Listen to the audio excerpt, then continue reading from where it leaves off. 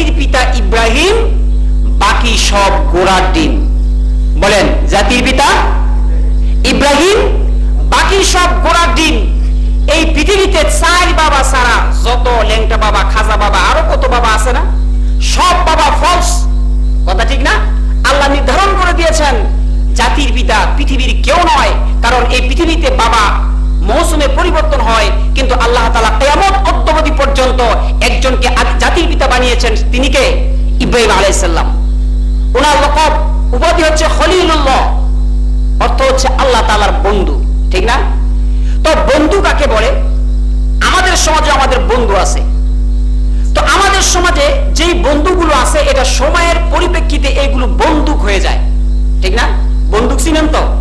গান যাকে গুলি করে।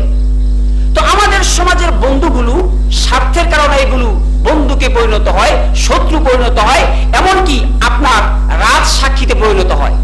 যারা যারা এই পৃথিবীতে যতগুলো মার্ডার হয়েছে, যতগুলো ফাঁসি হয়েছে, তাদের প্রত্যেকের রাজ সাক্ষী ছিল তাদের দেহরক্ষী, তাদের আসল বন্ধুরা। ঠিক না?